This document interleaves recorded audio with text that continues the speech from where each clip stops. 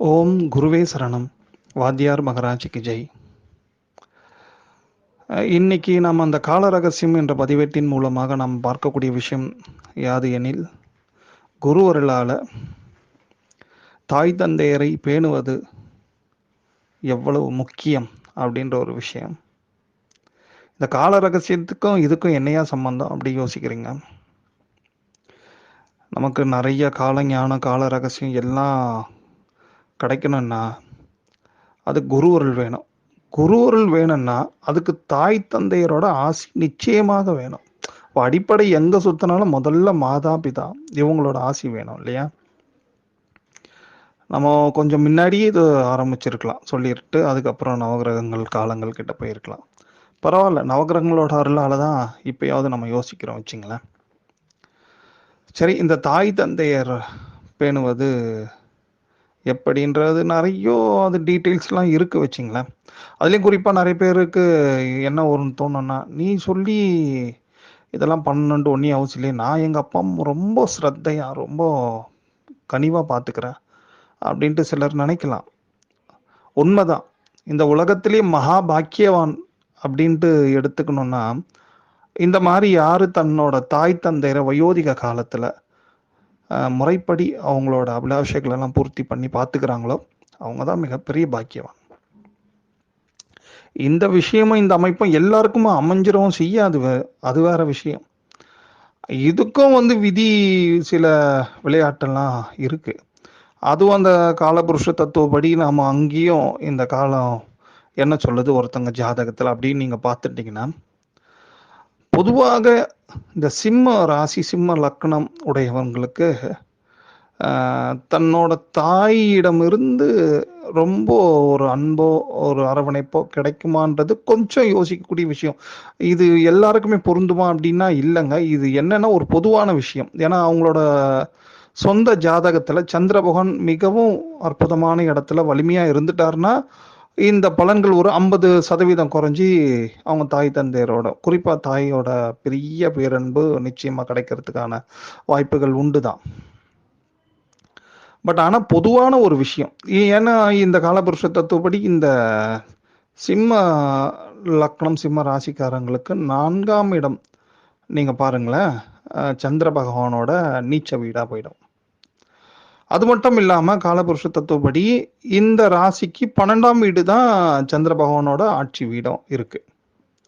So பொதுவாகவே இவங்களுக்கு இப்படி ஒரு இயற்கையா இது எப்பா இது நான் என்னப்பா பண்றது, நான் எவ்வளோ என்னோட அம்மாவை அவங்க என்னதான் என்னை கடிஞ்சிருந்தாலும் என்னதான் என்னை வெறுத்தாலும் என்னதான் என்னை திட்டினாலும் அவங்களுக்குரியதை பண்றேன்பா. அதுதான் ரொம்ப பெரிய விஷயம். ரொம்ப அரவணைப்பா இருக்கிற தாய் தந்தையரை பேணுவதை விட அதுவும் பேணுவது ரொம்ப ரொம்ப ரொம்ப முக்கியம். ஆனா அதை விட ரொம்ப முக்கியம் எது பார்த்துட்டீங்கன்னா, நம்மளை புரிஞ்சிக்கல அப்படின்ட்டு ஒரு சிறிய வருத்தம் ஒரு சிலருக்கு இருக்கும். அப்படி இருந்தும் தன்னோட தாய் தந்தை நம்மளை வெறுக்கிறாங்க திட்டுறாங்க, அப்படி இருந்தும் வயோதிக காலத்துல அவங்கள பாத்துக்கிறாங்க வச்சுங்களேன், அது இன்னும் கூடுதலான சிறப்பு. அதுக்கு ஒரு விஷயம்தான் இந்த மாதிரி இந்த சிம்ம ராசி சிம்ம லக்கணம் காரங்க இந்த மாதிரி இருப்பாங்க. சரி, பிள்ளைங்களை பத்தி சொல்லிட்டேன். பெற்றவங்களுக்கு என்ன? பெற்றவங்க பொதுவா பார்த்துட்டீங்கன்னா இந்த விருச்சிகம் மேஷம் இதில் இருக்கக்கூடிய இந்த குழந்தைங்க பொதுவாக எல்லாருக்குமே ஒரு ஒரு சில விஷயங்கள் டிராபேக்கு பிரச்சனைகள்லாம் உண்டுங்க. இது காலபுருஷ தத்துவப்படி நம்ம சும்மா அப்படி ஜோதிட ரீதியாக ஆராய்ச்சி பண்ணியாச்சுன்னா நீங்கள் பார்த்துட்டீங்கன்னா, இந்த விருச்சிகத்தில் சுவாமி நீச்சமாக வராங்க யாரு, சந்திர பகவான். காலபுருஷ அந்த தத்துவப்படி நீங்கள் சந்திர பகவானுக்கு அது 10ஆம் வீடு பார்த்துட்டிங்கன்னா மேஷமாக வந்துடும். அது அங்கே நிஷ்பலம் ஆயிடுவார் சுவாமி. ஸோ இந்த 2 ராசிக்காரங்க லக்னக்காரங்களை குழந்தையா பெற்றிருக்கவங்க பொதுவாக என்னன்னா இவங்க ரொம்ப பேரன்பு செலுத்தி அவங்கள ரொம்ப பாதுகாப்பாக பார்த்துப்பாங்க. பட் அவங்க தான் பெரும்பாலும் நெக்லெக்ட் பண்ணுவாங்க. என்ன ஏது எல்லாம் எனக்கு தெரியும், நீ கம்னரு அப்படின்ட்டு சொல்லி சொல்லி அவாய்ட் பண்ணுற மாதிரியே இருக்கும். இது மோஸ்ட் ஆஃப் ஆல் நிறைய பேருக்கு இருந்தாலும் இவங்களுக்கு கொஞ்சம் கூடுதலாக இருக்கும். திரும்பி இங்கேயும் ஒரு விஷயத்த நாங்கள் உங்களுக்கு பதிவு பண்ணுறதுக்கான ஒரு ஞாபகப்படுத்துகிறோம். என்ன பார்த்துட்டிங்கன்னா, இதுவும் அந்த ராசிக்காரங்களுக்கு அந்த அதாவது இப்போ பெற்றோர்களுக்கு 5க்குரியவர் எப்படி இருக்கிறாரோ அதற்கேற்ப இந்த விருச்சிகம் அண்டு மேஷம் ராசி லக்னத்துக்குரிய குழந்தைங்க நடந்துக்குவாங்க. அதுலயும் கொஞ்சம் சிறப்பா இருந்ததுன்னா ஒரு 50% இது மாறுறதுக்கான வாய்ப்புகளும் உண்டு. இது பொதுவாக விஷயங்கள். இந்த என்ன பொது பலன் சொல்றாங்க பாருங்க, அந்த மாரி. ஆனா ஜாதகப்படி சில கூடுதலான நல்ல விஷயங்கள் இருந்துடுத்துன்னா, பட் என்னதான் இருந்தாலும் இந்த ராசி லக்னக்காரங்களுக்கு அது ஒரு 50% அதோட சின்ன பாதிப்பாவது கண்டிப்பா இருந்தே தீரும். அதுதான் ஒரு விஷயங்க. சரி, ஓகேப்பா, இது விதி தானப்பா, இதுக்கு போய் நம்ம என்ன பண்ண முடியும், நம்ம இப்படித்தானே அனுபவிக்கணும் அப்படின்ட்டு யோசிக்கலாம். பட் பல பிரச்சனைகள் விதி அப்படி இருந்தாலும் அதுல இருந்து நம்ம ஸ்கிப் ஆகாம அதுல நாம அந்த கர்மவினை ஏத்து அனுபவிக்கலாம். பட் ஆனா இந்த ஒரு விஷயத்த மட்டும் எந்த காலத்திலையும், இது விதியா இருந்தாலும் சரி, யாரோட சதியா இருந்தாலும் சரி, நம்ம மதிக்கொண்டு நம் தாய் தந்தையரை நிச்சயமா பேணணும். எந்த நிலையில அவங்க என்ன பண்ணாலும் சரி, எப்படி நம்மளை விரட்டினாலும் சரி. இது எப்படி நடக்குன்னா, பொதுவாகவே இந்த ஆஃப்டர் மேரேஜுக்கு அப்புறம் நிறைய யங்ஸ்டருக்கு இந்த ஒரு சின்ன ப்ராப்ளங்கள் நிச்சயமா இருக்கும். தாய் தந்தையர் நம்மளை புரிஞ்சிக்க மாட்டாங்களே. பட் ஆனா அவங்க சைடு பார்த்துட்டீங்கன்னா பெரிய ஒரு எப்படி சொல்றதுன்னா கில்ட்டி ஃபீலிங்ஸ் அண்ட் ஒரு பாதுகாப்பின்மை ஒரு ரொம்ப ஃபீல் பண்ணுவாங்க அவங்க. ஸோ இதுக்கெல்லாம் என்னையா தீர்வு? நம்ம மோஸ்ட்லி இப்போ ஒன்று சொல்றோம்னா, இது இருக்கு, அது இருக்கு, இது இருக்குன்ட்டு சொல்றதுக்கு மட்டும் இல்லை. ஒரு பிரச்சனை இருக்குன்னா அதுக்கு ஒரு தீர்வுன்ட்டு ஒன்று இருக்கும். அதுதான் குருவர்களால நம்ம இப்போ பார்க்க போறோம். ஸோ அதுல என்ன முதல்ல பார்த்துட்டீங்கன்னா, வாத்தியார் சத்குரு வெங்கட்ராம சுவாமிகள் வாத்தியார் அவங்க ஒரு வாட்டி இந்த எண்ணெய் பெற்ற தாயார் என்ற ஒரு கோயில், அங்க ஒரு உழவார பணி சம்திங் ஒரு ஏதே ஒரு பூஜை ஒரு காரிய நிமித்தமா அங்க இருக்கிறச்சே தன்னோட அடியார்களுக்கு ஒரு வேண்டுகோளை வச்சிருக்காரு. என்ன வச்சிருக்காரு பார்த்துட்டீங்கன்னா, எப்ப யாருமே எந்த காலத்திலயும் தாய் தந்திர தவிக்க விட்டுறாதீங்கப்பா. நான் அந்த மாதிரி வெளிநாட்டுல இருக்கேன், பணம் ஈட்டணும், எல்லாம் இம்பார்ட்டன்ட் தான். பட் அவங்க ஒரு ஸ்டேஜ் வந்துட்டாங்க, ஒரு 60 அபோவ் அப்படி வந்துட்டாங்கன்னா, இம்மிடியட்டா நீங்க அவங்களோட இருந்து அவங்கள பார்த்துக்கிறதுக்கான முயற்சிகள் பண்ணுங்க. நீங்க பல கோடிகள் சம்பாதிச்சாலும், பல விஷயங்கள் அவங்களுக்கு நீங்க கொடுத்து ஃப்ளைட்லயே அவங்கள சுத்த வச்சாலும், என்னெல்லாம் நீங்க பண்ணாலும், கடைசி காலத்துல நீங்க இல்லைன்னா அந்த ஒரு பெரிய அது ஒரு என்ன சொல்றதுன்னா, அவங்க சாபம் இட மாட்டாங்க. பட் ஆனா அது ஒரு பெரிய பிரேத சாபத்துக்கு இணையான ஒரு பெரிய வேதனையை கொடுத்துரும் அப்படின்ட்டு சொல்லுவாங்க.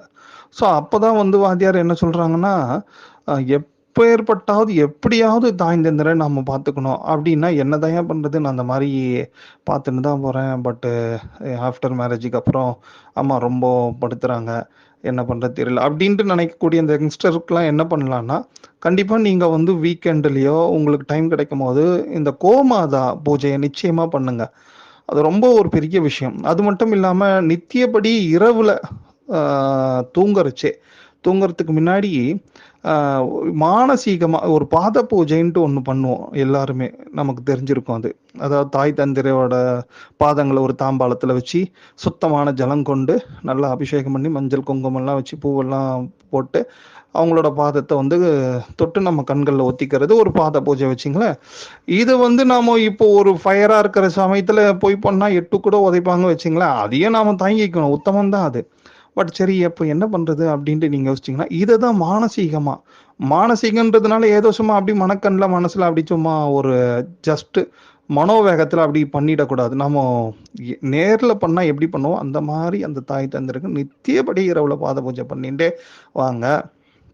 ரெண்டாவது ஒண்ணு, இதெல்லாம் ஒரு பெரிய வகையில உங்களுக்கு ஒரு ஹெல்ப் பண்ணும். அது மட்டும் இல்லாம இன்னொரு ஒரு பெரிய விஷயம் வாத்தியார் என்ன சொல்றாருன்னா, இந்த சப்தமாதர்கள்ன்ட்டு இருப்பாங்க, 7 கன்னிகள். அதாவது அவங்க எப்படின்னா ஒரு அம்பாள் அங்க பிரதானமா இருப்பா. அந்த அம்பாள் கிட்ட இவங்க 7 கன்னிகள் இருப்பாங்க. அங்க பக்கத்துல ஒரு ரட்சித கணபதின்ட்டு அந்த 7 கன்னிகள் பக்கத்துல இருப்பாங்க. அவருக்கு பேரே பேசும் விநாயகர். ஸோ இந்த சப்தமாதர்களுக்கு நம்ம அப்பப்போ வழிபாடு பண்றது, இது 2 பேருக்குமே பிள்ளைங்களுக்கும் இது ரொம்ப ஒரு உத்தமம். பிள்ளைங்களுக்கு எப்படி உத்தமம்னா, இந்த மாதிரி பெற்றவங்க புரிஞ்சிக்கலையே அப்படின்ற ஒரு நிலைமை மாறி ஒரு அந்யோன்யம் ஏற்படும். தன்னோட குழந்தைங்கள அந்த வயசான பெற்றவங்க அரவணைப்பாங்க. அப்படி ஒரு வாய்ப்பு ஏற்படும். என்னன்னா அந்த சப்தமாதர்கள், குறிப்பா அந்த சப்தமி, இன்னும் சில நாட்கள்ல எல்லாம், குறிப்பிட்ட நாட்கள்ல காலங்கள்ல எல்லாம் ஒரு அபிஷேகம் பண்றது, தென் கண்டிப்பா சித்தாடை சாத்துறது, இப்படி தொடர்ந்து பண்ணிட்டே வந்தா அது ஒரு பெரிய நல்ல மாற்றம் ஏற்படும். அது மட்டும் இல்லாம பெற்றவங்களுக்கு என்ன பண்றது? நீ எல்லாமே பசங்களுக்கு, யங்ஸ்டருக்கே சொல்லிட்டு இருக்கியா? அப்படி பெரியவங்க யோசிக்கலாம் இல்லையா? நீங்களும் அதே தான் பண்ணலாம் அந்த சப்த மாதர்களுக்கு. ஏன் அந்த சப்த மாதர்களுக்கு அப்படி பண்ணணும்? அப்படி பார்த்தாச்சுன்னா, அந்த சப்த மாதர்கள் அம்பாள் கிட்ட நித்தியப்படி என்ன அப்படி வேண்டிண்டே இருக்கிறாங்க பார்த்தாச்சுன்னா, இந்த உலகத்துல ஆ எல்லா குழந்தைங்களுமே வந்து தன்னோட அப்பா, அம்மாக்கு அவங்களோட கடமைகள தவறாம செய்யணும் அப்படின்ட்டு சொல்லிட்டு, இவங்க எந்நேரமும் அம்பாள் கிட்ட பிரார்த்தனை பண்ணிட்டு இருக்காங்களாம். என்ன ஒரு பெரிய விஷயம் பாருங்களேன். இதுதான் வந்து ஒரு பெரிய ஒரு அனுக்கிரகம். அதாவது வந்து நம்மளுக்காக பிரத்யேகாக நம்ம வேண்டுறோம். ஆனா நம்மளுக்காக ஒரு சப்த மாதர்கள்ன்றவங்களும் ஒரு தேவதைகள், தெய்வங்கள் தான். அவங்கள ஒரு தெய்வங்களே வந்து எதுக்காக வேண்டுறாங்கன்னா, இந்த குழந்தைங்க எல்லாருமே வந்து பெற்றவங்களுக்கு செய்ய வேண்டிய கடமைகள ஒரு சிறிதும் பிசகாம செஞ்சிடணும் அப்படின்ட்டு சொல்லி வேண்டின்னு இருக்காங்களாம். அப்போ இந்த பெற்றவங்களும் வந்து இந்த சப்த மாதர்களை வேண்டுவதால அவங்க குழந்தைங்க இவங்களுக்கு செய்ய வேண்டிய கடமையில இருந்து ஒரு நாளும் தவறவே மாட்டானுங்க. இப்ப பாத்துங்க, உங்களுக்கு பயமே வேண்டாம். நீங்க இந்த சப்த மாதர்களை பிடிச்சுண்டா அது பிள்ளைகளாகட்டும் பிளஸ் பெற்றவங்களாகட்டும் ஒண்ணு. அதே மாதிரி இந்த பெற்றவங்களுக்கு இப்ப நாம பிள்ளைங்களுக்கு வந்து இந்த கோமாதா பூஜை சொல்லியிருக்கோம் குருவர்களால. அது கூட வாத்தியார் அருளிய விஷயங்கள் தான். இந்த மாதிரி வந்து நல்லா சுத்தமா வந்து அலம்பி அந்த கோமாதாக்களை அலம்பி நிறைய உணவுகள் கொடுக்கறது, முடிஞ்சா ஏதேனும் கோசுக்தம் சம்திங் உங்களுக்கு தெரிஞ்ச மந்திரங்களை சொல்றது, இதெல்லாம் பண்றதுனாலயும் இந்த தாயோட மனசு கொஞ்சம் குளிரும், தாய் தந்தையரோட மனசு. ஓகேவா? ஆனா இது எல்லாமே பண்ணிட்டு நேர்ல போய் அவங்க கிட்ட அவங்க என்ன பண்ணாலும் அவங்கள வெறுக்கிற மாதிரியோ ஒரு மாதிரி எதுவுமே பண்ணிடாதீங்க தயவு செஞ்சு. பிகாஸ் அது நிறைய பேர் ஃபீல் பண்ணலாம். நீ நேர்ல நீ பட்டாதானே அடியேனே அந்த ராசி உங்களுக்கு சொன்ன இந்த எக்ஸ்பிளைன் பண்ண இதுதான். இதெல்லாம் மாறின பிறகுதான் உங்களுக்கு வந்து இது இவ்வளோ ஃபீட்பேக் நல்லா இருக்கு. அதனால தான் தைரியமா உங்களுக்கு சொல்றோம். இந்த மாதிரி அந்த மாதிரி ஒரு விருப்புணர்வுலாம் இருந்து பல காலத்துக்கு முன்னாடி இந்த மாதிரி இந்த நவகிரகங்கள் அந்த ராசியோட அமைப்பையே மாத்துற அளவுக்கு இந்த பூஜைகள்லாம் வலிமையானது என்றதை ஒரு உறுதியா உங்களுக்கு சொல்றதுக்காக தான் இது இவ்வளவு விஷயம். ஸோ அப்போ அந்த பிள்ளைங்க வந்து பெற்றவங்களோட அரவணைப்பா இருக்கணும்னா அந்த கோபூஜை சொல்லியிருக்கோம் இல்லையா? அப்போ பெற்றவங்க வந்து கடைசி காலத்துல பிள்ளைய விட்டு போக கூடாதுரா அப்படின்னு சப்த மாதர்கள் பூஜை ஒன்று சொல்லியிருக்கோம். அதுதான் ரொம்ப மெயின்.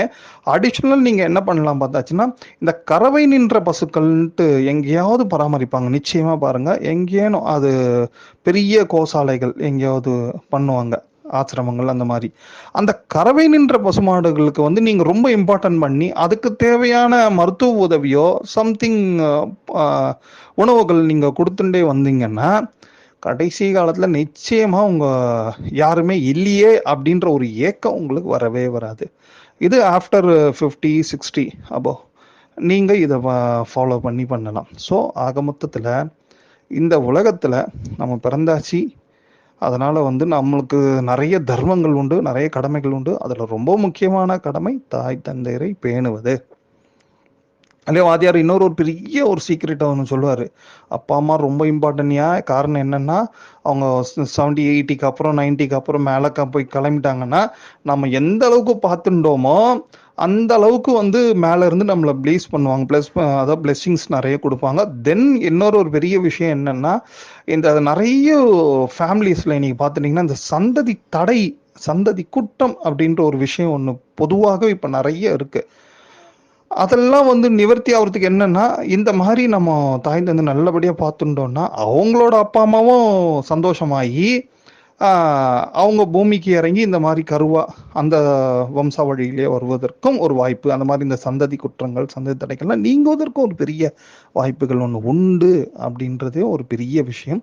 ஆகையால தாய் சிறந்த கோயிலும் இல்லை, தந்தை சொல் மிக்க மந்திரம் இல்லைன்றது வெறும் ஒரு ஏட்டளவுலையும் செவ்விய அளவுலையும் நம்ம கேட்டுட்டு போகாம அதை நம்ம நடைமுறை கொண்டு வந்து இப்ப நம்ம பண்றதுனால நம்ம சந்ததிகளும் ரொம்ப சிறப்பா இருந்து நம்மளும் அந்த கடைசி காலத்துல ரிட்டையர் லைஃப்ன்றவங்க பாருங்க ரொம்ப ஜம்முன்னு சந்தோஷமா இருக்கலாம். ஓம்.